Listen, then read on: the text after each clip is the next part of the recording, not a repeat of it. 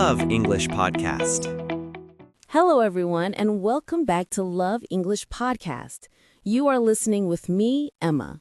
And me, Leo. We are so happy you are here for another conversation. Emma, can I share a problem I've been having? It's not about confidence or shyness this time. It's a bit more technical. It's about how I actually sound when I speak English. Of course, Leo. I'm listening. That's a great topic. What do you mean when you say it's about how you sound? Well, I feel like I am learning more words and my grammar is getting a little better.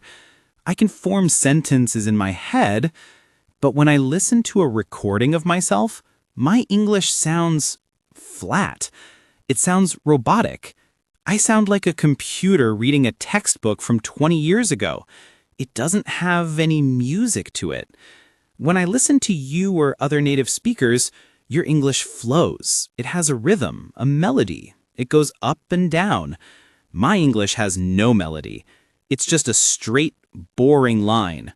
Leo, you have just described a very subtle but incredibly important part of sounding natural in a new language. The fact that you are noticing this means you are making wonderful progress. You have moved beyond just worrying about individual words and grammar, and now you are starting to notice the music of the language.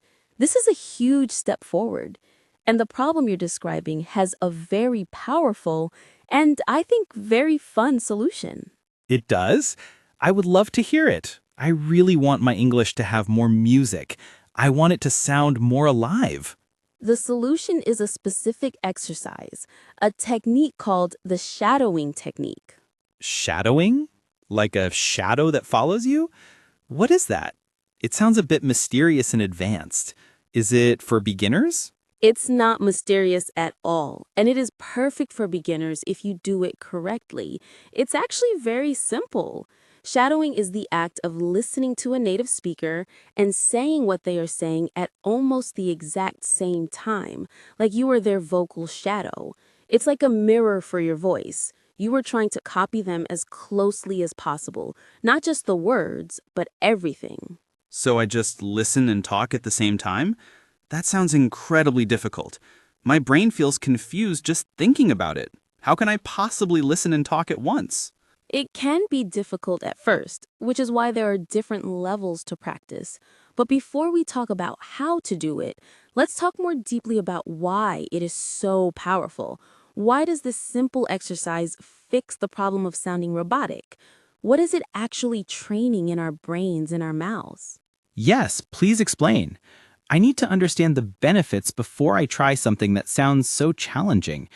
What exactly am I learning when I do this? You are training your brain and your mouth in 3 critical areas that make up the music of English. The first area is the most obvious, pronunciation. This is about the individual sounds. For many learners, certain English sounds are difficult because they don't exist in their native language. For example, the TH sound in words like think and the, or the difference between the L sound in lip and the R sound in rip, or even the subtle difference between the vowel sound in ship and sheep. By shadowing a native speaker, you are not thinking about the rules. You are physically training your mouth muscles, your tongue, your lips, your jaw to make these sounds correctly. It's like taking your mouth to the gym. A workout for my mouth. I like that analogy. So it helps with the small individual sounds. That makes sense. Yes, but that's just the beginning, the most basic level. The second and more important area is intonation. Intonation is the melody you were talking about. It's how the pitch of your voice goes up and down when you speak to add meaning and emotion. For example, in English, when we ask a yes or no question, our voice usually goes up at the end. Are you hungry? Do you hear my voice rise on the word hungry? Yes, it definitely goes up. It sounds like a question. And when we make a simple statement, our voice usually goes down at the end. I am hungry. It goes down on hungry. A robot would say both sentences with the same flat tone. When you only read English from a book, you don't learn this music. By shadowing, you are not learning the rule of intonation, you are learning the feeling of it. Your voice starts to copy the melody naturally without you even thinking about it. You start to sound more engaging and less robotic. So that's how I learned the music. I've honestly never thought about intonation before. I just focus on saying the words correctly. And that's exactly why your speech can sound flat. It's a very common problem. The third area, which is connected to intonation, is rhythm. Rhythm is about which words and syllables in a sentence are strong and which are weak. It's about the stress and timing. For example, in the sentence, I want to go to the store, native speakers don't give equal time to every word. We stress the important content words like want and store, and the small function words like to and the become very weak and fast. So you wouldn't say, I want to go to the store? Exactly. It would sound more like, I want to go to the store. The unimportant words get squished together. This is called connected speech. Shadowing is the best way to learn this natural rhythm and the way words link together, which is what makes speech flow so beautifully. Pronunciation, intonation, and rhythm. Those three things sound like the secret recipe for sounding natural. I am completely convinced. I want to try this. So you have to guide me. How do I start?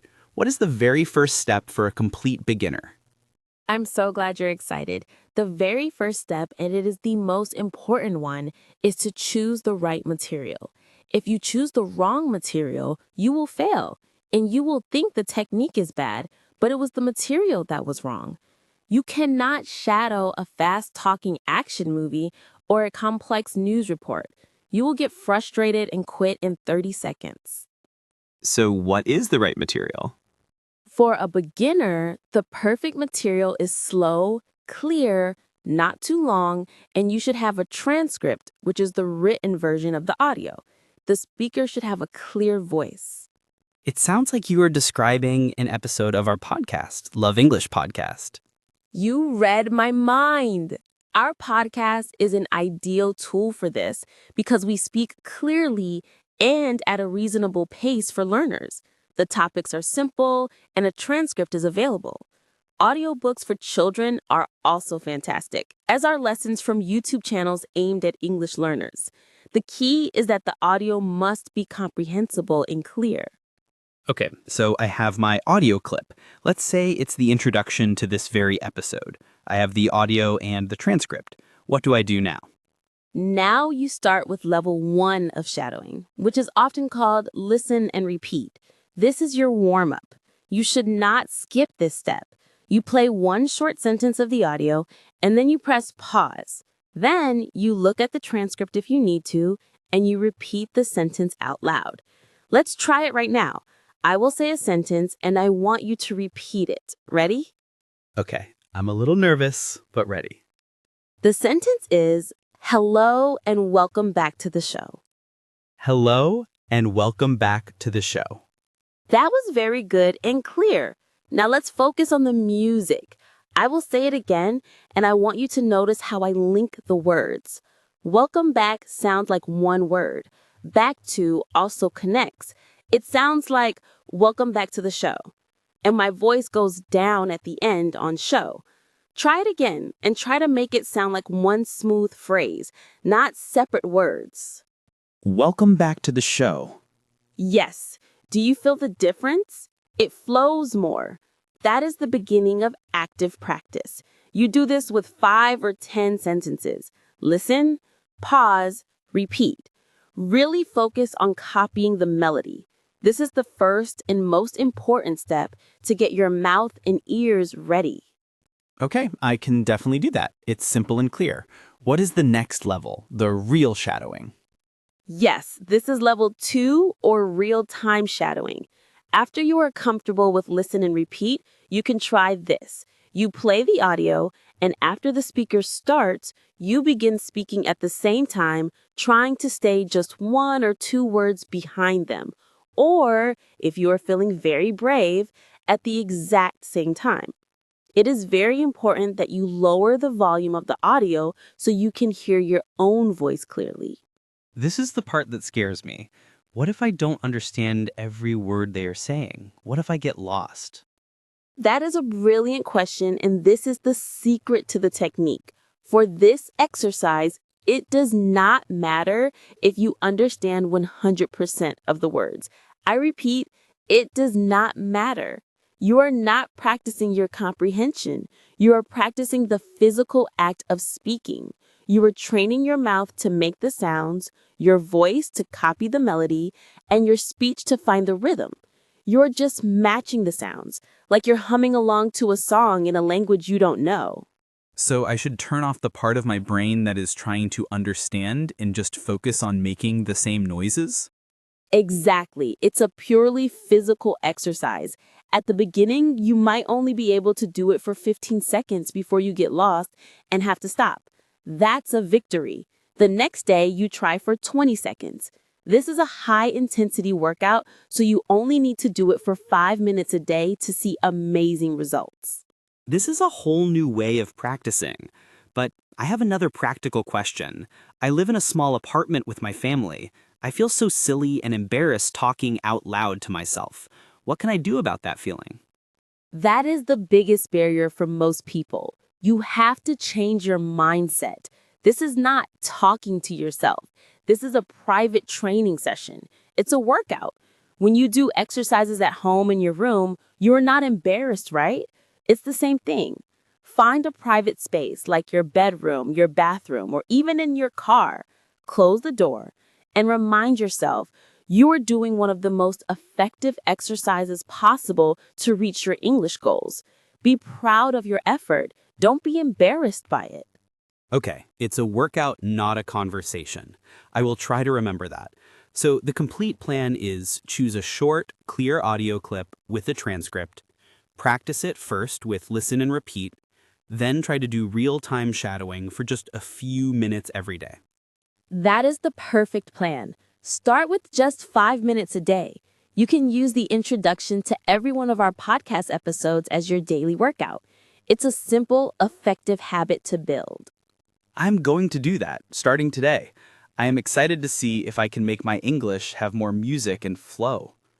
I know you can, Leo. And to all our listeners, we challenge you to try it too. Find a quiet space, choose a short audio clip from this podcast, and do your first 5-minute shadowing workout.